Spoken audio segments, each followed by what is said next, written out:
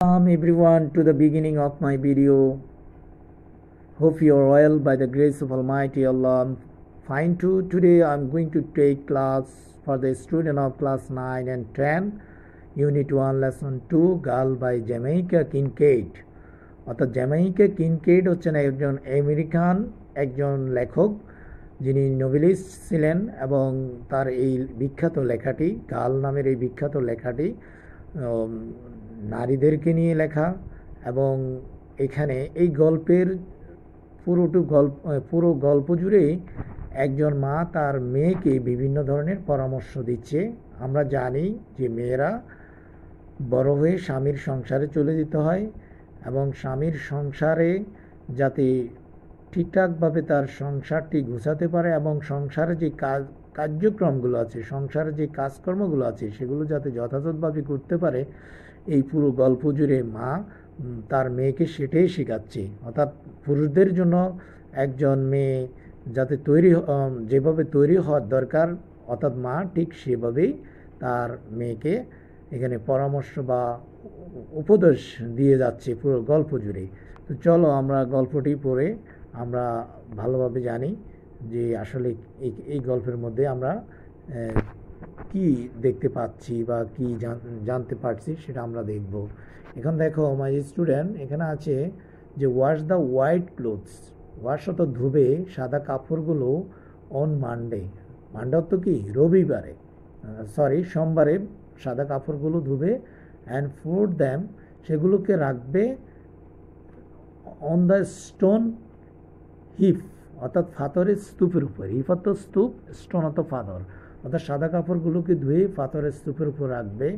Wash the colour cloth, colour মানে কি? রঙিন কাপড়গুলোকে ধুবে অন টুইসডে, কী বারে? মঙ্গলবারে। অ্যান্ড ফোল্ড দ্যাম, সেগুলোকে রাখবে অন দ্য ক্লোথস লাইন, অর্থাৎ ক্লোথস লাইন্স অর্থাৎ কাপড়ের দড়ি। আমরা জানি যে আমরা কাপড় ধুয়ে রশিতে বা দড়িতে আমরা রাখি বা শুকানোর জন্য, সেখানে অর্থাৎ টু ড্রাই অর্থাৎ শুকাতে, অর্থাৎ রঙিন কাপড়গুলোকে মঙ্গলবারে ধুয়ে সেগুলোকে কোথায় রাখবে? রশিতে রাখবে এবং শুকানোর জন্য। আর সাদা কাপড়গুলোকে ধুবে সোমবারে এবং ধুয়ে সেটাকে পাথরের স্তূপের উপর রাখবে। এরপর ডোন্ট ওয়াক, এরপরে কি বলছে? ডোন্ট ওয়াক বেয়ার হেডেড, যে মা বলছে তার মেয়েকে যে খালি পায়ে কি করবে না? খালি মাথায় হাঁটবে না। বেয়ার হেডেড মানে খালি মাথায় হাঁটবে না ইন দ্য হট সান, তীব্র রোদে।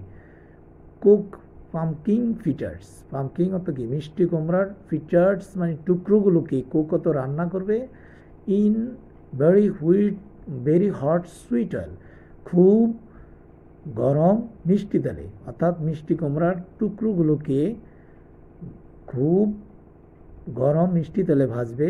শোক ভেজাবে ইউর লিটল ক্লোথ, তোমার ছোট্ট কাপড়গুলোকে, রাইট ঠিকভাবে, after you take them up, অর্থাৎ ঠিকভাবে, অর্থাৎ তোমার শরীর থেকে খুলে ফেলার পর ছোট কাপড়গুলোকে ঠিকভাবে শোক মানে ভিজিয়ে রাখবে। ওয়েন বাইং কটন, এরপর আবার মা বলতেছে যে যখন কটন কিনবে, to make your self a nice blouse, অর্থাৎ তোমার নিজের জন্য যদি একটা চমৎকার ব্লাউজ তৈরি করার জন্য যখন তুমি কটন কিনবে, তুলা কিনবে, বি শিওর নিশ্চিত হবে that it doesn't have gum in it, অর্থাৎ ইট ডাজেন্ট হ্যাভ, যাতে এটাতে নেই গাম। গাম মানে কি?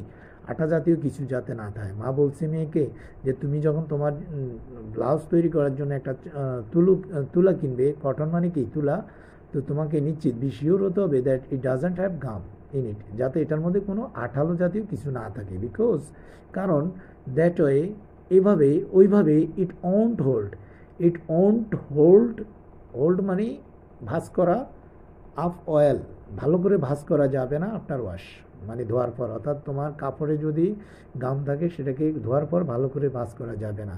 এরপর মা বলছে শোক ভিজিয়ে রাখবে সল্ট ফিশ, লবণাক্ত মাছগুলোকে ওভারনাইট, রাতভর ধরে। ওভারনাইট মানে কি? রাতভর ধরে বা রাতব্যাপিয়া। বিফোর ইউ কুক ইট, এটাকে রান্না করার পূর্বে। বিফোর ইউ কুক ইট অর্থাৎ লবণাক্ত মাছকে রাতভর ভিজিয়ে রাখতে হবে রান্না করার পূর্বে, মা তার মেয়েকে বলছে। ইট ইজ ট্রু, এটা সত্য, দ্যাট যে ইউ সিং বেন্না, ইন সানডে স্কুল, যে মা বলতেছে তার মেয়েকে যে এটা সত্য যে তুমি কি সানডে স্কুলে বেন্না গাও? অলওয়েজ ইট ইউর ফুড, এরপর কি বলতেছি, সর্বদাই ইট ইউর ফুড, তোমার খাবার খাবে, ইন সাচ ওয়ে, এভাবে বা এরকম করে, যে তোমার খাবার খাবে তুমি এভাবে, এভাবে তোমাকে খাবার খেতে হবে, যে ইন সাচ ওয়ে, এইখানে পড়তেছিলাম যে ফুড ইন সাচ ওয়ে, এভাবে খাবার খাবে দ্যাট ইট ওন ট্রান সামান, ইট ওন ট্রান, যাতে এটা না হতে পারে সামান এলস স্টোমাক, অর্থাৎ কারো পাকস্থলীর ব্যথার কারণ না হয়, অর্থাৎ তোমার খাবার এমনভাবে খাবে সেটা যাতে কারো পাকস্থলীর ব্যথার কারণ নয় বা ফ্যাটের ব্যথার কারণ না হয়। অন সানডেজ, সানডেজ হচ্ছে কি, অন সানডেজ হচ্ছে রবিবারে, try to walk like a lady, অর্থাৎ তুমি হাঁটার চেষ্টা করবে একজন লেডির মতো, নট লাইক দ্য স্লাট, অর্থাৎ কোনো স্লট পতিতা বা বেশ্যা বা বেহাফনা মেয়ের মতো তুমি কি করবে না, হাঁটবে না। অর্থাৎ মা তার মেয়েকে পরামর্শ দিচ্ছে যে সানডেগুলোতে, অর্থাৎ রবিবারগুলোতে try to walk like a lady, অর্থাৎ লেডির মতো হাঁটবে, not like the slut.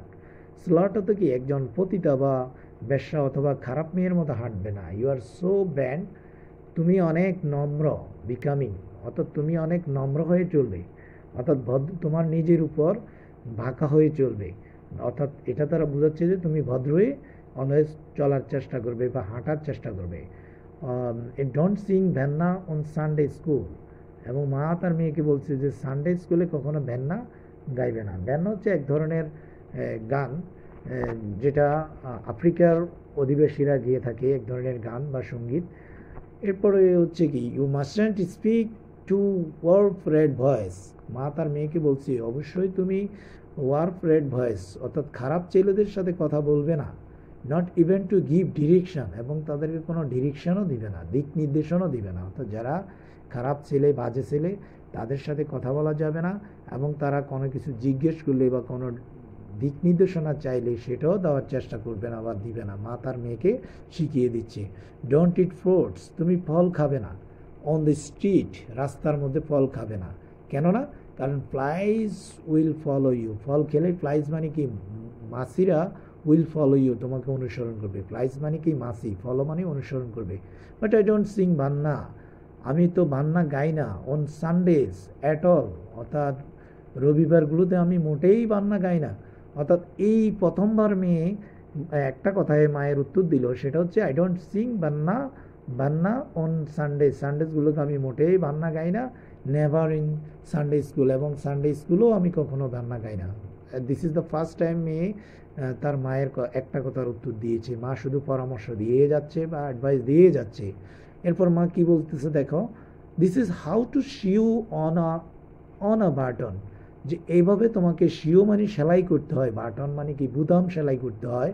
This is how to make a button whole, এভাবে তোমাকে বাটনের হোল তৈরি করতে হয়, বাটনের গর্ত তৈরি করতে হয়, ফর দ্য বাটন, বাটনের জন্য।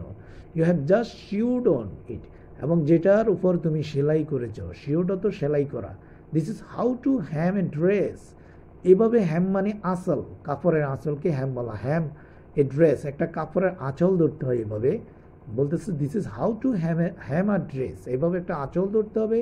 When you see the hem coming down, যখন তুমি দেখবে যে হ্যামটা, কাপড়ের আঁচলটা নিচের দিকে নেমে যাচ্ছে, এভাবে তুমি আঁচল ধরবে।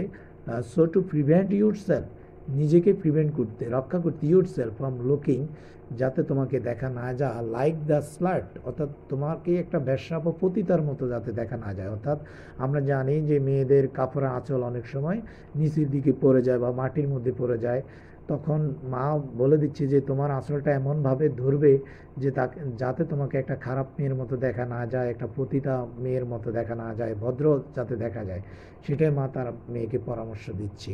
এরপর কি বলতেছে দেখো, my student, I know you are so bent on becoming, মা বলতেছে আমি জানি তুমি অনেক ভদ্র, তুমি নিজের মধ্যে নিজেই নম্র হয়ে চলো। This is how you iron your father's khaki shirt, মা বলতেছে যে এইভাবে তুমি তোমার বাপের খাকি শার্টগুলোকে আয়রন করবে, আয়রন মানে কি ইস্ত্রি করবে, যে তোমার বাপের শার্টগুলোকে তুমি এইভাবে কি করবে, আয়রন করবে, যে এইভাবে এখানে পড়তেছিলাম মাই ডিয়ার স্টুডেন্ট, যে this is how you iron your father's khaki pants. এভাবে তুমি তোমার বাপের প্যান্টগুলোকে আয়রন করবে, সো দ্যাট যাতে করে they don't have a crease, অর্থাৎ এটা যাতে ক্রেজ না, মানে ক্রেজ না হয়, ক্রেজ অত কি, এটা যাতে ভাঁজ না হয়। This is how you grow okra, এভাবে তুমি ওকরা জন্মাবে, গ্রো তো জন্মানো, ওকরা তো হচ্ছে কি ঢেঁড়স, এভাবে তুমি ঢেঁড়স জন্মাবে ফার ফ্রম দ্য হাউস, ঘরের থেকে অনেক একটু দূরে, ফার তো দূরে, ফ্রম দ্য হাউসের, বিকজ কারণ কি, কারণ ওকরা ট্রি, ওকরা গাছ বা ঢেঁড়স গাছ হারবার্স রেড অ্যান্টস, অর্থাৎ রেড অ্যান্টসের হারবার্স মানে আশ্রয়স্থল, অর্থাৎ ওকরা গাছে লাল পিঁপড়া থাকে। হারবার্স মানে এখানে বোঝাচ্ছে আশ্রয় বা মানে বসবাস, অর্থাৎ রেড অ্যান্ডরা, অর্থাৎ রেড অ্যান্ডসগুলো কোথায় বাস করে, ওকরা গাছে বাস করে, সেই জন্য ওকরা গাছকে কোথায় মানে রোপণ করতে হবে, ঘর থেকে অনেক দূরে।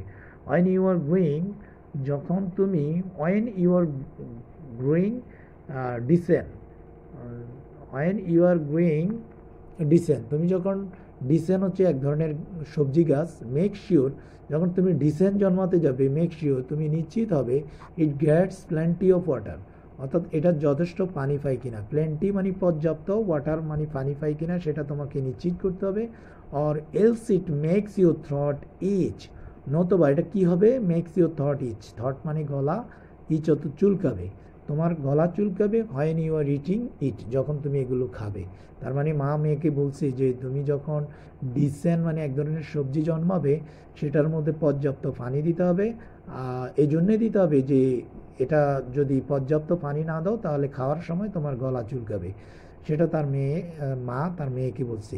এরপর কি বলতেছে দেখো my dear student, this is how you sweep a corner, এবং তুমি একটা কর্নার ঝাড়ু দিতে হবে, ঘরের কর্নার ঝাড়ু দিবে, this is how to sweep a whole house, এভাবে তুমি পুরো ঘরটা ঝাড়ু দিবে, this is how you sweep a yard, এভাবে একটা উঠোন ঝাড়ু দেবে, this is how you smile, এভাবে তুমি হাসবে, টু সামওয়ান কারোর সাথে, you don't like too much, যে এমনভাবে তোমাকে হাসতে হবে যে তুমি তাকে বেশি পছন্দ করো না, this is how you smile to someone, এভাবে তুমি কারোর সাথে হাসবে, you don't like at all, যে তুমি তাকে মোটেই পছন্দ করো না, অর্থাৎ যাকে পছন্দ করো তার সাথে যেরকম হাসি দেওয়ার প্রয়োজন, যাকে করো না তাকে অন্যরকম হাসি দিতে হবে, অর্থাৎ মা তার মেয়েকে বুঝাচ্ছে যে this is how you smile to সামওয়ানের সাথে এভাবে হাসবে যে you don't like too much, তাকে বেশি পছন্দ করো না, this is how you smile to সামওয়ানের সাথে এভাবে হাসবে, you don't like at all, তাকে মোটেই পছন্দ করো না, this is how you smile to someone, এভাবে তুমি কারোর সাথে হাসবে, ইউ লাইক কমপ্লিটলি,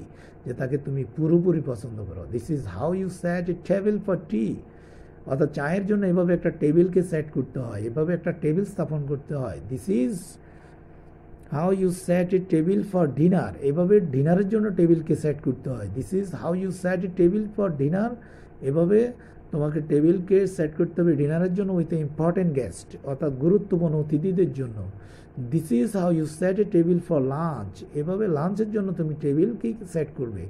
তো মাই ডিয়ার স্টুডেন্ট দেখো কিভাবে মা তার মেয়েকে বিভিন্ন রকমের পরামর্শ দিচ্ছে, আমি পূর্বেই বলেছি এই গল্পটিতে পুরোটি জুড়েই শুধু পরামর্শ আর পরামর্শ, মা তার মেয়েকে শুধু পরামর্শ দিয়ে যাচ্ছে যাতে অর্থাৎ তার সংসার জীবন ভালো হয়, এবং আমরা তো সাধারণত মেয়েরা তো মায়েদের কাছে শিখে ঘরের যা গৃহস্থলীর কাজকর্মগুলো, এবং সেটাই শেখানোর চেষ্টা করছি এই পুরো গল্প জুড়ে।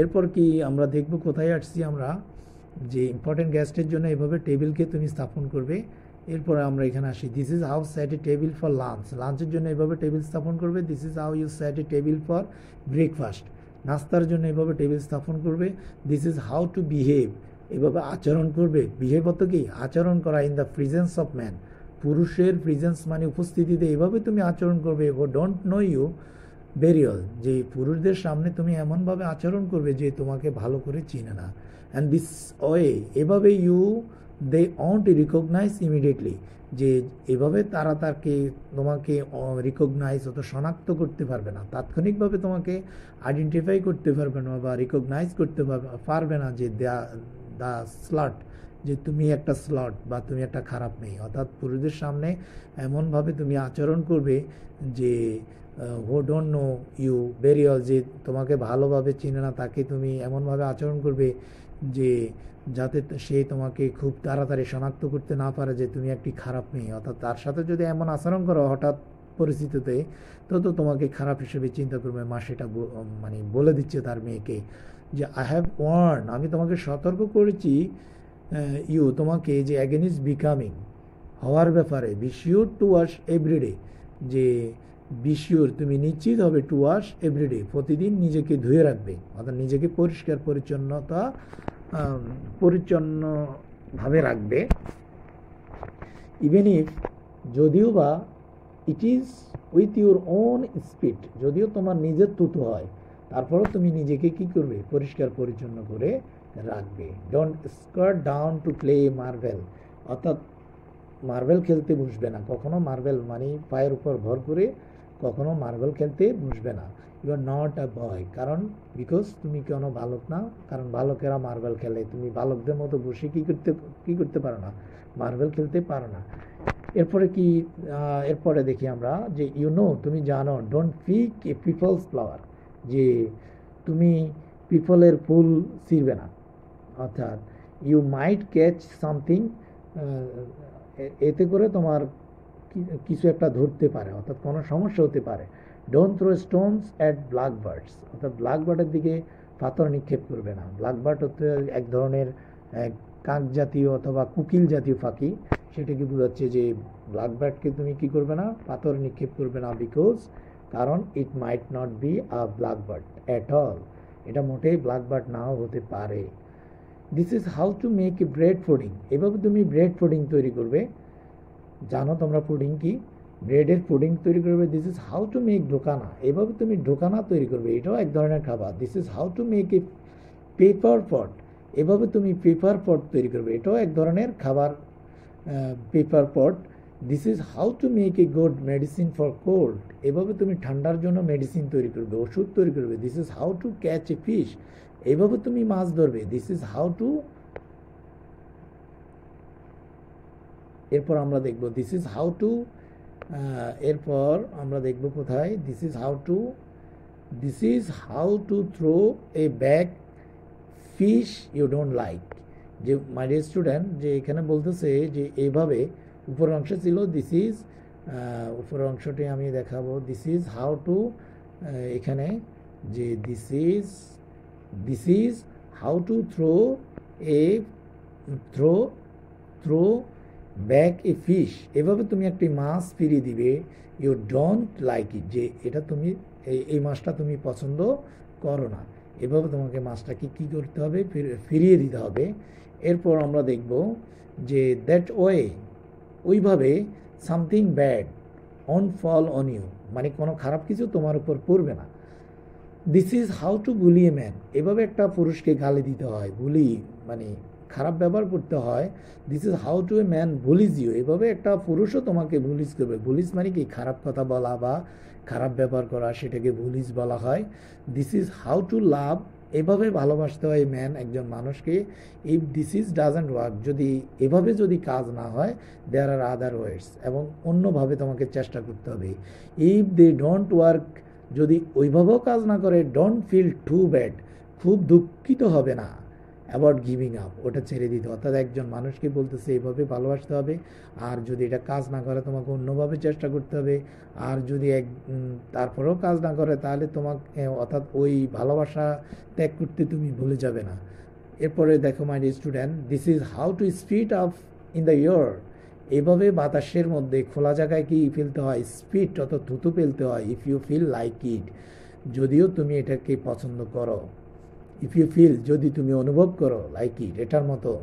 This is how to move quick, এভাবে তোমাকে দ্রুত চলতে হবে। So that it doesn't fall on you, যাতে তুমি নিজের উপর পড়ে না যাও, অর্থাৎ যাতে এটা তোমার উপর না পড়ে, তুমি এমনভাবে দূরে সরে যেতে হবে থুতু ফেলার সময়, যে এই থুতুটা যাতে তোমার গায়ের মধ্যে না আসে। This is how to make ends meet, এভাবে জীবিকা উপার্জন, মানে তোমার জীবনের চাহিদা পূরণ করতে হবে। যে মেক এন্ডস মিট, অত কি, জীবনের চাহিদা পূরণ করা।